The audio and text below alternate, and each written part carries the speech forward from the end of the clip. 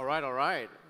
Great to see everyone today. My name is Jacob Koh. I'm from Superscrypt. We're an early-stage fund based out of Singapore and New York, investing into crypto and Web3, and we were seeded by Temasek. But enough about me. We're here today with a really stacked and exciting panel to talk about interoperability. Of course, we've got Bjorn Wagner, the lead contributor to Polkadot and CEO of Parity Technologies.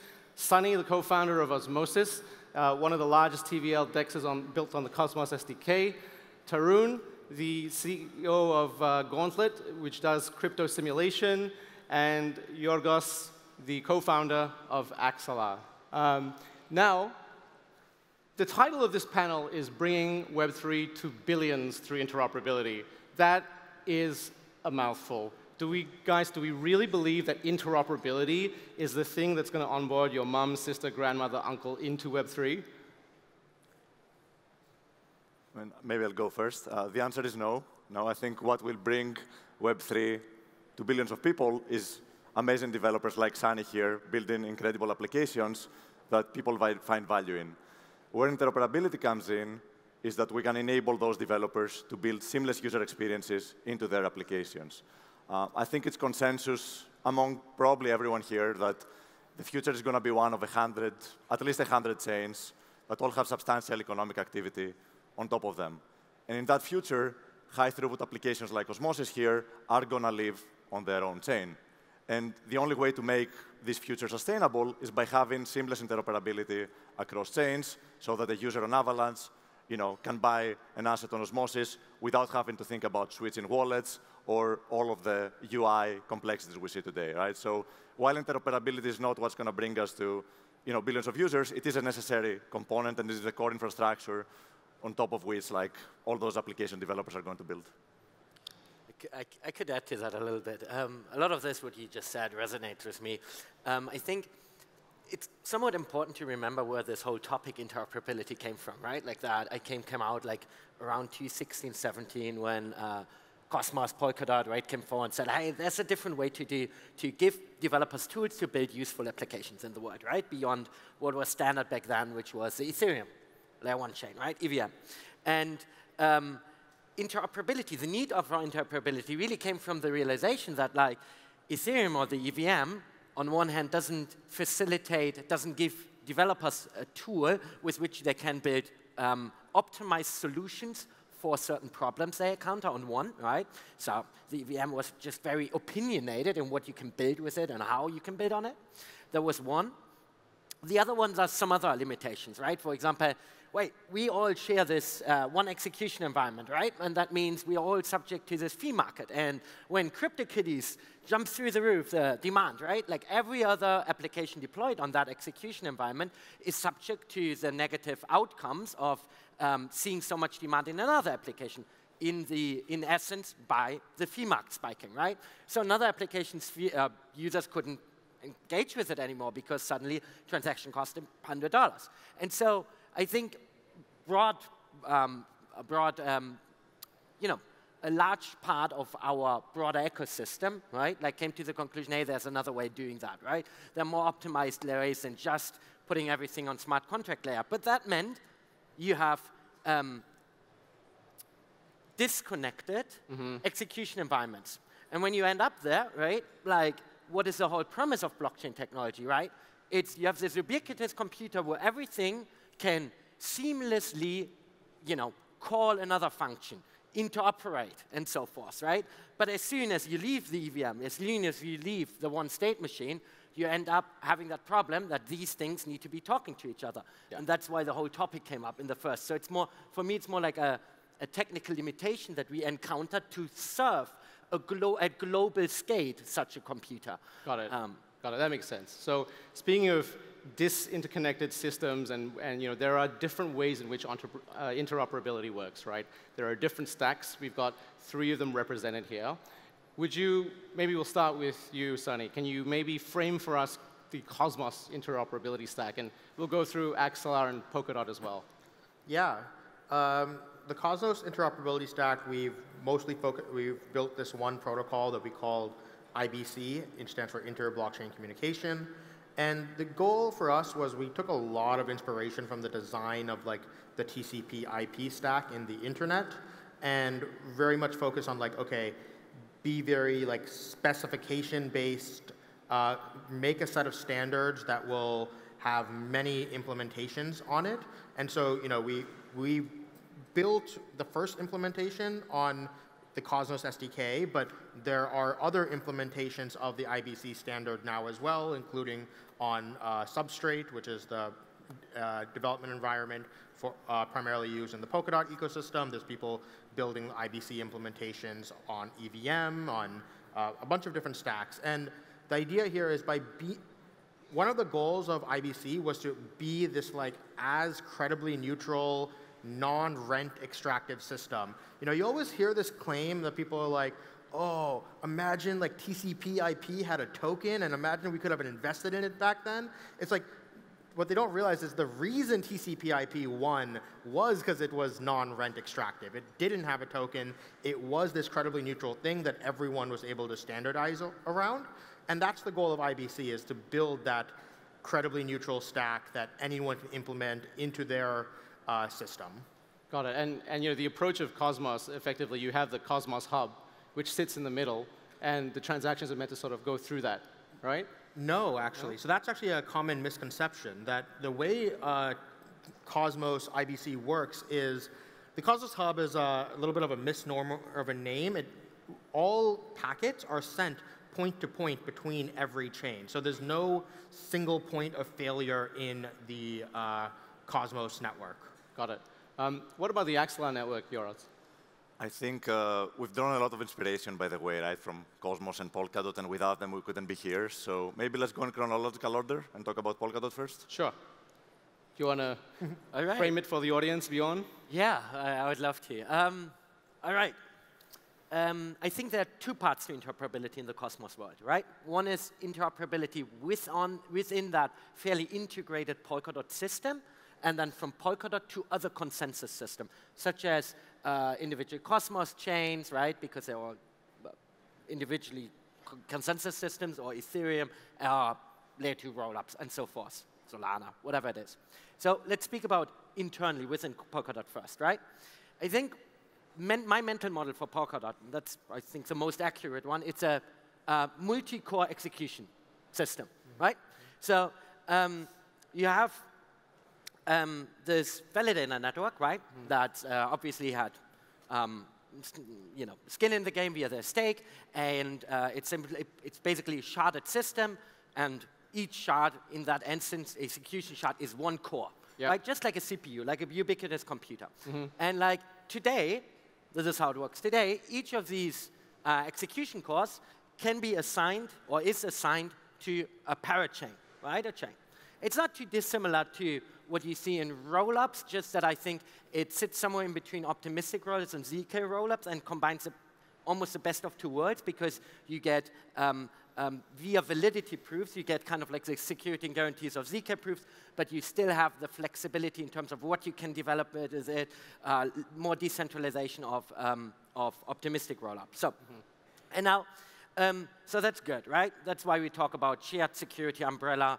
All of these chains that rent one of these, lease one of these execution cores is secured and is being made interoperable because they, Polkadot provides to all of these chains that connect to it what we call, what is in other ecosystems, bridges. Trust minimized, risk minimized bridges. Got it. So when you say shared security, you're talking about the relay chain of Polkadot, which sits in the middle and it secures all of the parachains. And basically, that's a kind of bridging, right? It's an interoperability stack, essentially. Exactly. It does two things, right? It provides like, hey, you don't have to build your own validator network, right? You get the full economic security of the greater thing, but also you're provided with a trade routes. But the very crucial step beyond that is that we are somewhat going away from, for example, this one core assigned to one parachain and going to more of a model that's much more akin to what you're used to from cloud computing, right? Where you say like, well, a core could actually, like if you're a chain, right, you could acquire a core on the spot market, right? For the next block, or go acquire 5 cores, and thereby you get elastic scaling. Got it. So two interoperability approaches, somewhat different, one point-to-point packets, one a relay chain in the middle. Now, how does Axelar play in all this, Georgios? Yeah, so with Axelar, we're fortunate to learn from both Polkadot and Cosmos, and we were built at very different times, right? I think when Cosmos and Polkadot were introduced, there was only Ethereum, and they were trying to introduce this new ecosystem of chains that were, I think, very legitimately, like, there was a future where everyone would build on either Cosmos or Polkadot or both, right? But there was nothing else. And fast forward a few years, when we started building Axelar in 2020, I think it was the boom of the various layer ones. There was like Avalanche, Solana, a few of those. So we have to think about how do we connect those heterogeneous ecosystems, right? So XCMP, IBC, these are optimal protocols if you can build the stack from the ground up. But with Axelar, we did not have this ability because everyone was building their own stacks. Everything was heterogeneous. And at the time, the way everyone was connected those networks was either through centralized exchanges or through centralized bridges, right? And how do centralized bridges work? You have a custodian, and no one really knows how they work on the back end, right? You trust the team. You have a custodian. You send them the asset. They send you the asset on the other side, right? So there's effectively a guy in the middle that just facilitates this communication, but no one knows what this guy does, right? And there's problems with that, right? Like we saw on multi-chain, for example. Multi-chain, I'd say the biggest hacks in the space, the Ronin hack, the Harmony hack, were all due to centralization, right? So the easy answer to that is, how do we decentralize this entity? Yep. That, and it's actually the same way that we decentralize blockchains, right? If you remember, in the early days, there were a bunch of proof of authority blockchains. Then I think Cosmos were the first to introduce this notion of a proof of stake blockchain where you could have a permissionless decentralized validator set. So we took inspiration from that, and we created Axelar as a blockchain with the sole purpose of creating, of bootstrapping a decentralized validator set. And today, where we are with Axelar is that every time you pass a message from one chain to any other chain, it is secured by 75 validators. It's a fully decentralized, permissionless validator set. And if you look at the overlap of the validators of Axelar with any other chain we connect, there's very big overlap, right? So in a sense, attacking the Axelar validator set is similar to attacking like the validator set of any other big chain, right, including Osmosis. Got it. But when we look at Polkadot and Cosmos, their market caps are in the billions, right? So it's much harder to attack those networks since they're sitting in the middle of the chains. I think Axelar's market cap is close to 135 mil, right? So what happens when the TVL that you guys secure on your bridge gets really large? It's arguably easier to financially attack than Cosmos and Polkadot. Great question, right? So there's two different attack vectors with those systems. One is the financial attacks, and the other one is corrupting the validators or compromising the secret keys, right? And compromising the secret keys, which has been the main cause of hacks last year, we counter with decentralization, right? So on that side, we have similar level of security as those other protocols. Now on the financial incentive side, the economic security, today, yes, the liquid market cap of Axelar is around like 135, 140. I haven't checked the precise numbers. The fully diluted valuation is around 400 million, right? So it's a little bit higher than that. And all that stake can actually be staked, right? So it's almost everything is staked right now on the network. And that's actually a great topic because we have Sunny as well. We have a collaboration through which we're introducing mesh security, right? So the Axelar network will soon also be secured by the economic security of Osmosis, right? And this is another like $400 million network. And we can introduce security from other Cosmos chains, like maybe even the Cosmos Hub at some point. So we do have a roadmap to add to the economic security. And there's also some other interesting ideas we've been discussing with Sunny. There's an opportunity with Eigenlayer to also use Ethereum stake. So you can basically restake it, earn some yield, and secure the network. And hopefully we can do that with Bitcoin as well and get this $500 billion worth of support on the network. Got it. Awesome. So 3 different interoperability approaches and stacks, Cosmos, Polkadot, Axelar. They all have a blockchain in the middle, essentially, helping to secure and validate the network of messages and value and transactions passing through. But you guys are the OGs, right? Polkadot and Cosmos. You've gotten your white paper out in 2016. Your mainnets went live 2020, 21, respectively. But there's a new narrative that's sort of shifting around here, right? We're seeing the dominance of Ethereum in many ways, many roll-ups, OP stack. You know, there's Arbitrum, there's ZK Sync, all of these roll-ups, and they are all settling on Ethereum layer 1. So in many ways, ETH layer 1 has kind of like almost become like a relay chain itself. Tarun, how did we get here? Yeah, I mean, I think an interesting question, right? At least historically, if you look at 2016, there was certainly this view that, hey, maybe you have to make the protocol itself sort of shard in different ways. Maybe you have to actually have some homogeneity over control of like the interfaces between these different things. And I think Ethereum basically just took a longer route to do this because A, it first had to transition to proof of stake, which happened last year, and that was a quite big deal. But also B, I think Ethereum doesn't have the bootstrapping problem. It has more of the, like, how do we ensure that our existing applications are able to support all of their needs? And what that led to is sort of this very heterogeneous execution environment, heterogeneous execution guarantee system, which in a lot of ways, if you look back at it, it's sort of converging to what Polkadot is. I think once restaking is used to secure Ethereum rollups, you will effectively have created something that looks very similar to the Polkadot model, except there's no auctions. Right. But I think the real reason we kind of ended up here is that the Ethereum scaling roadmap took a long time to kind of fully flesh out, but it also got to learn from the mistakes and successes of other networks. And you kind of see that in each of the different rollups, like they each take a different view towards that. But I think one other thing that I would say that is sort of interesting philosophically is Ethereum doesn't really have a first-class principle of owning a notion of interoperability. It doesn't really have some notion of like, hey, Arbitrum, Optimism, and ZK Sync need to conform to some particular standard.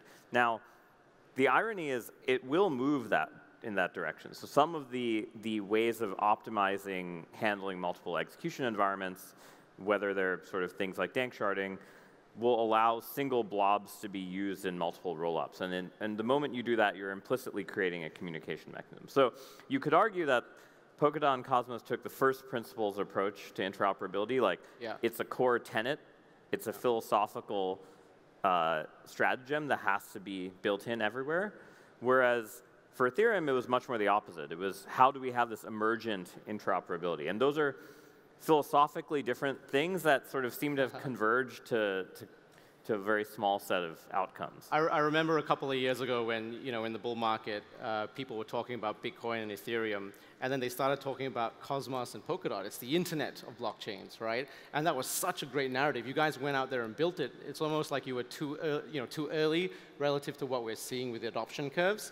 But that is a challenge, right? Because right now we're seeing like 1 billion different startups to make it really easy to build rollups on Ethereum, right?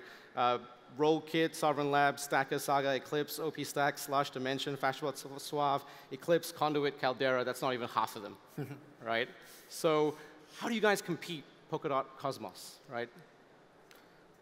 I think there's a lot of people building infrastructure, a lot of block space, and I think how we compete is actually just focused on building the products that people want to use.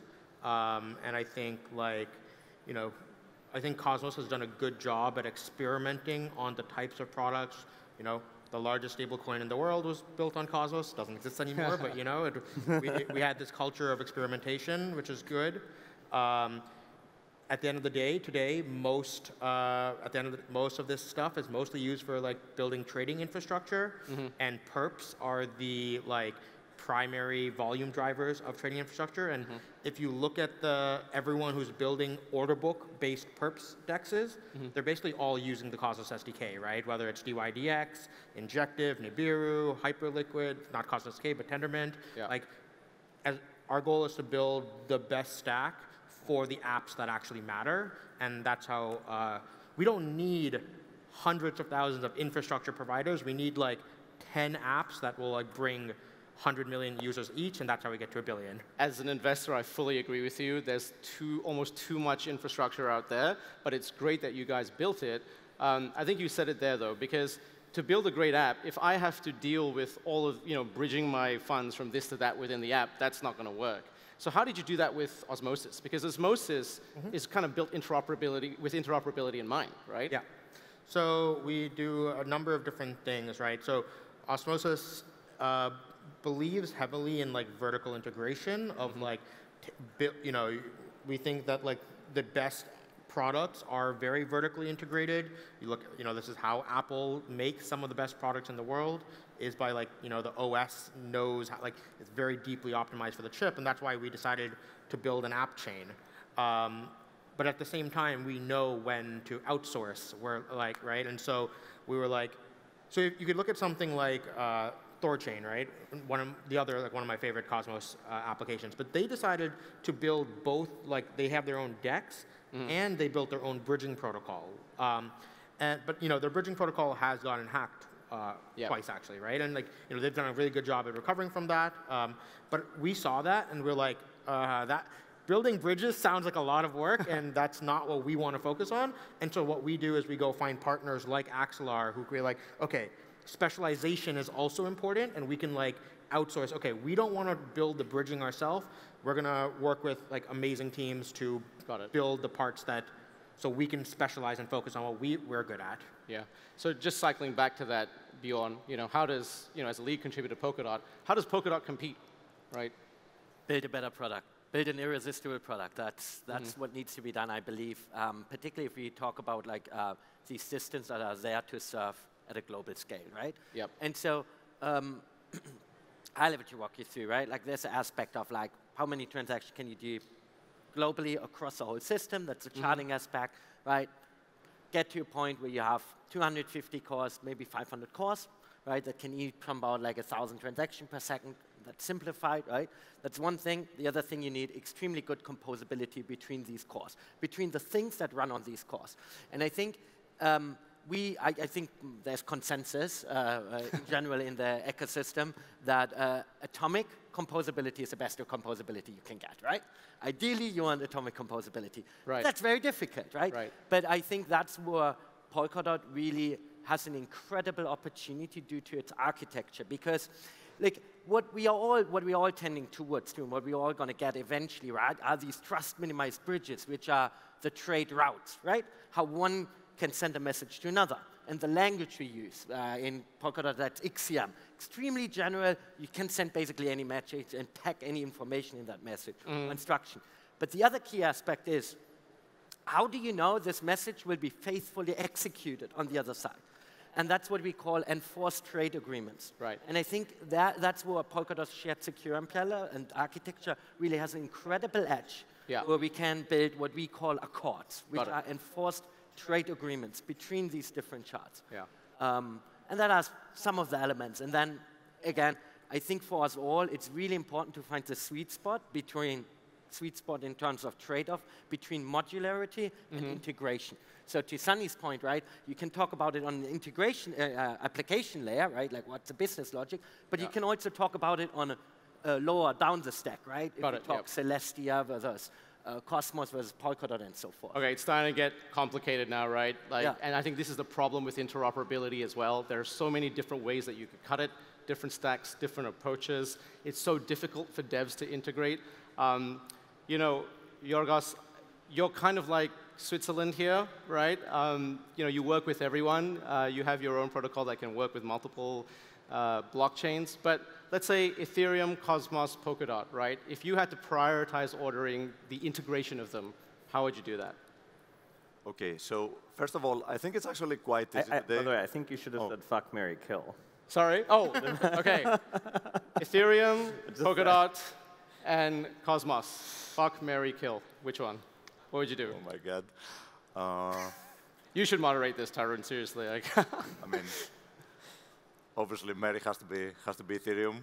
I'm not going to pick between the other two. I love both. We owe a big debt to Cosmos, as we talked about.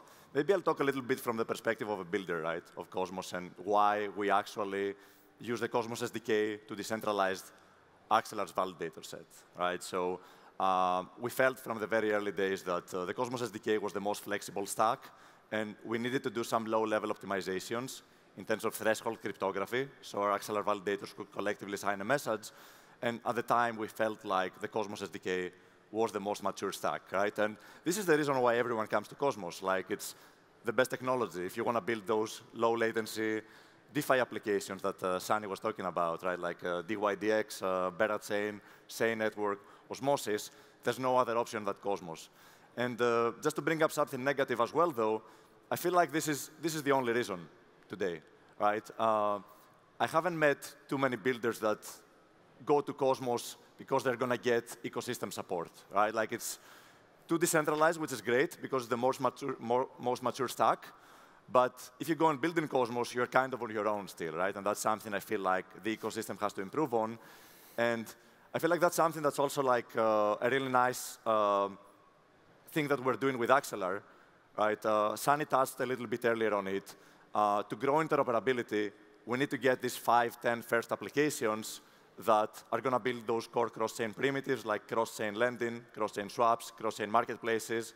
And the same way like those primitives led to the DeFi summer, we're going to see an interoperability summer hopefully next year once those primitives launch and other developers can compose on top, right? And with Axelar, we're super focused on making sure like anyone who's building with us has full access to our go-to-market team. We can help with introductions to virtually everyone in the space. I guess cross-chain really touches everything, and we're in touch with most teams in the space. We can help bring developers in touch like with exchanges, with other validators, market makers, really everything that took us from the Axelar side like 1 or 2 years when we first joined the Cosmos ecosystem, right? So I feel like, yeah, as a part of the Cosmos ecosystem as well, like we have to be honest and like look at, the things that are not working well. I think, again, decentralization, amazing, most robust stack. But there's more to do like in how like we take care of builders and like we help them like grow their ecosystem and project. Well, you're really living up to your name of being the Switzerland of this panel, because that was the most diplomatic answer I've heard all day today. OK, so Tarun, a question for you, right? Do we even really need interoperability? It is so complicated.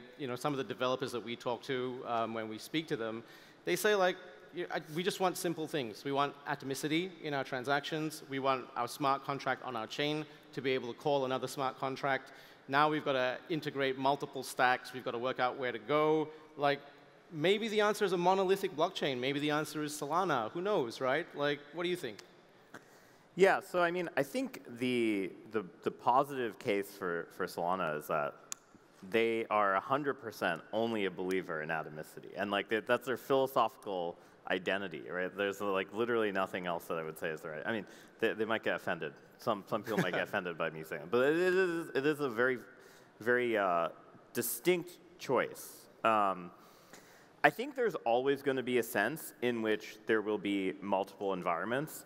And the things to look back at for the history of that are sort of looking at how Linux evolved and looking at how cloud computing evolved. Cloud computing is sort of an ever-changing kind of compute need type of system. In the beginning of cloud computing, a lot of it was like, well, I just need to run a couple Redis nodes, or I have a web server, and I need to scale it up or down depending on how many users I get. But then if you look at data centers today, the majority of actual energy consumption is actually going towards high-performance computing, which was like not true before. And that's because there are particular applications that happen to find better compute throughput and utilization via different means. So in the same way, you will have high bandwidth, so like many chains type of behaviors, and low latency behaviors that you want to have kind of like a single machine that's very atomic. Yeah. I think at the end of the day, though, if you look at Linux, Linux was probably the most successful open source development environment that made a transition from a purely single core atomic architecture to a multi-core architecture that 99% of the developers who are, that you can talk to now who've probably, learned to code in the last 5 to 10 years, probably don't even know that under the covers, the kernel is doing so much to actually schedule transactions across multiple cores, to figure out where memory should be paged, to figure out all of these low-level details that you don't think about. And because of that, you have React. Because of that, you have all these high-level languages that someone can actually like learn over a weekend. Yep. And in some sense, that's what interoperability should look like, where the people who are building applications don't even actually know. Yeah. But crypto hasn't even gotten to the point where the users don't even know they do that, right? Like, I'll give you a thought experiment. This is like something I try to, there's two kind of thought experiments that I think are worth testing as a way of like how far we are UX-wise. The first is, suppose I have USDC on 3 chains, on Solana, on ETH, and say on Optimism. And I want to do a transaction that says, move all my USDC to ETH. Right now, that is a pain in the ass. Yep. You have to sign 3 approves on 3 chains. You have to go make bridge transactions, and then you have to go wait. That whole orchestration effort for the average user is ridiculous. Yep. And it's sort of how parallel programming was in the 90s, Yep. which is why Linux 2.6 was such a big advancement. Will there be an interoperability standard that emerges, or an approach that emerges, that will be able to do what you just said? Because right now, crypto is so tribal, whether it's blockchains, whether it's interoperability stacks. I mean, interoperability is about collaboration. Does that even make sense, right? Yeah, I mean, in some sense, I suspect it will be somewhat application specific, right? Like the Circle case for USDC, I use that as an example because Circle does have this sort of centralized bridge where they can actually burn on one chain and mint on another if it has native USDC, and they can do that as a single transaction for you. Yeah. And I actually think the wallets, especially some of the newer MPC wallets, will effectively be doing orchestration for users to do something like that in a single transaction. Got it. But my point is that is hidden from the user. It's not like sitting in their face that they're like clicking MetaMask 20 times. Yeah. Maybe it's Axelar who will fill that role for people. Yeah, I mean, I guess one question we get a lot, right, with Axelar is, what's the killer application of cross-chain? And to me, this question makes no sense. Cross-chain is just about user experience, as Tarun just explained. Any application you can build on a single chain, it's exactly the same applications you build cross-chain, but it's much harder, right, because you have this fragmentation. So cross-chain and what we're focusing on with Axelar is building the infrastructure that will make it as easy as possible for developers to build these seamless user experiences. And if we're looking to onboard 1 billion users to the space, it's not going to happen in the future where you have to do like all those multiple approvals, know that you have your asset on Solana. The user shouldn't even know that Solana exists. Right? You should have an application on your phone, use your asset there. Maybe on the back end, the asset is on Solana, the application is on Ethereum, and you're routing it through Osmosis for whatever reason, right? The user should know none of that. And towards that future, interoperability is the infrastructure that will lead us there. Yeah. So, right now, Ethereum, if you believe the stats out there, they've got close to 2,000 developers. I think Polkadot around 600, Cosmos around 500, right? I guess the last couple of questions I had was for yourselves, Bjorn and Sunny. How do we get more people using the Polkadot and Cosmos interoperability stacks, right? Because you're there, but being the godfathers of bridging, would love to see more. I'm gonna have a stab at it. So within Polkadot, right? Like the parachains, how do we make sure they make use of the power they're given to talk to each other, right? XCM. You got to consider that the delivery XN and the ability to even do that is quite new, right? Even parachains are 1.5 years old. Like parachains were only able to deploy 1.5 years ago, exactly. And but 1.5 years is like 15 years in crypto land, correct, right? but not the interoperability step. So today we have roughly across Polkadot, like there are 800 applications or projects that are being developed, of which 80 are chains that are connected to Kusama Polkadot, right? And they can now use that power to talk to each other. I give you 3 examples to make it a bit more relatable, right, what this is being used for. So we have one example is Oak Network is a DeFi protocol, works with Mamgada to have essentially auto-compounding, right? Where users one can use the functionality of another one, and this is all integrated. They can relatively easy actually do that, auto-compounding. Another one is Killed, which is a DID network that partner with Deloitte to deliver also verifiable credential around KYC/ML. And Polymag, which is another network in Polkadot that is essentially a compliant fundraising platform, uses these credentials from another champs via XCM in order to be compliant, right? Now, how do we do it? How do we get more folks, right? where there are already tons of people, right, like developing and building out, very active developer community. But I think key is education. Make it much easier to understand, make these developer tools so much more ergonomic and smooth working, like orders of magnitude, right? But it's all a time and timing question. Like it took time to build a system that's as powerful as what we've built. And that takes time to build these primitives. And now it's really the time to make it easy and educate the world around and help to understand, also coming from the EVM, the Ethereum development mindset, what you can do with it. All right, Sunny, what's the exciting development that you think will get more people building on the Cosmos stack? Yeah, I think like Tarun said on like, Ethereum's ecosystem was able to learn from like the mistakes of Cosmos and Polkadot on the interoperability side. I think actually we have the opportunity to learn from the EVM ecosystem on more of the application development side, where we have a smart contracting system called Cosmwasm, but it's the Cosmos SDK, because it has less developers on it, we actually have some more flexibility to be nimble and like develop things differently than the way the EVM works. So I've personally been spending a lot of my time on like a lot of account abstraction stuff, but like baking it more natively into the Cosmos SDK in a way that like is just not really possible in the EVM ecosystem right now. Or I think a lot of the stuff on the privacy side, like my co-founder Dev at our conference 2 months ago, he gave a talk about like, hey, we can modify the Cosmwasm compiler that like you can add like 1 or 2 lines of code and you can turn your contract into having like private state.